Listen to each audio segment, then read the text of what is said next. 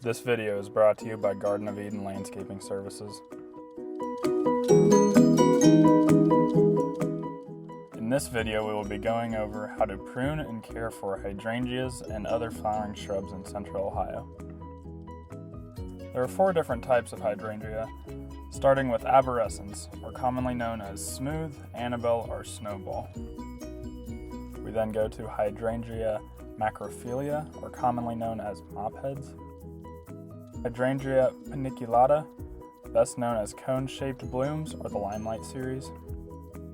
And finally, hydrangea quercifolia, commonly known as oak leaf hydrangea. Starting with the Annabelle hydrangea, the blooms are generally white and softball size.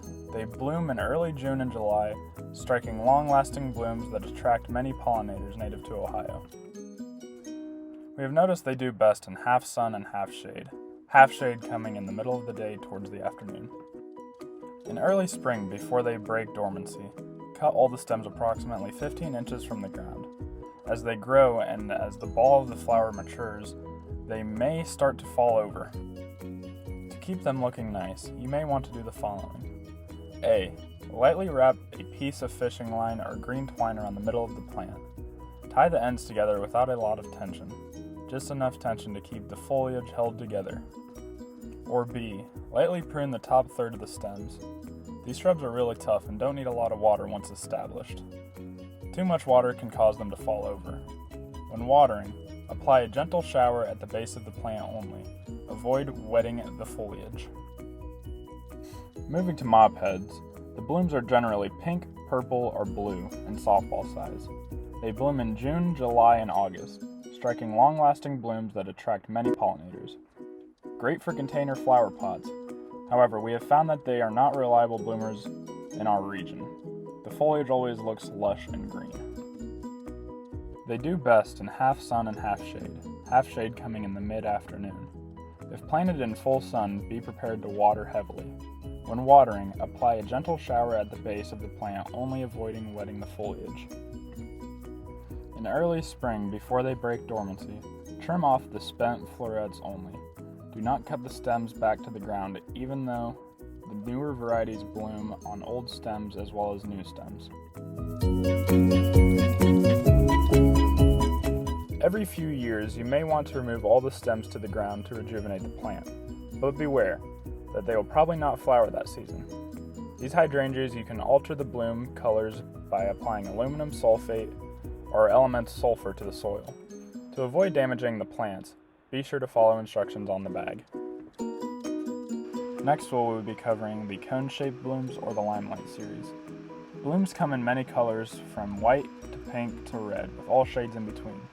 Large cone-shaped flowers that bloom in early June through September depending on the variety, striking long-lasting blooms that attract many pollinators. Very reliable bloomers. We notice they do best in full sun and to half shade. More than half of a day's shade tends to limit the amount of flower blooms. In early spring, before they break dormancy, cut all the stems approximately 15 inches from the ground or reduce the overall size by 50%. These plants are very woody and sturdy. We pinch off 1/3 of the new stem tips in early June to produce flowers through late fall, without sacrificing the summer blooms. These guys bloom better if they are pruned in early spring. We tend to leave the florets up through the winter to add interest to the landscape. These shrubs are really tough and do not need a lot of water once established. When watering, apply a gentle shower at the base of the plant. Avoid wetting the foliage. And the last hydrangea we will be covering is the oak leaf hydrangea. Blooms are generally white or pink. They bloom in late July and August, striking long-lasting blooms that attract many pollinators. The foliage always looks lush and green, turning a brilliant red in the fall. Large, oddly shaped oak leaves, as well as peeling bark, gives interest all season. They do best in half sun and half shade coming in the mid-afternoon. If planted in full sun, be prepared to water heavily. When watering, apply a gentle shower at the base of the plant, avoiding wetting the foliage. In early spring, before they break dormancy, trim off the spent florets only. Do not cut the stems to the ground, even though the new varieties bloom old stems as well as new stems. Every few years, you may want to remove all the stems to the ground to rejuvenate the plant, but be aware that they will probably not flower that season. Lastly, we will be covering the other flowering shrubs, lilacs and viburnums, that are great pollinators. Lilacs and viburnums in general prune off spent flowers as the flower fades. Pruning any time after the flowering season, you will be removing next year's flowers by doing such. A lot of the times, people tend to cut off the branching sticking up out of the shrubs in late summer to tidy up the plant. This picture here is an example of a poorly trimmed viburnum. The plant itself will not be injured as long as you don't cut it to the ground. To reduce the overall size or to rejuvenate the shrub, we prune these guys in the spring before they break dormancy. Take no more than 50% of the shrub, and be aware it will not flower anywhere where it was pruned. Thank you everyone for watching.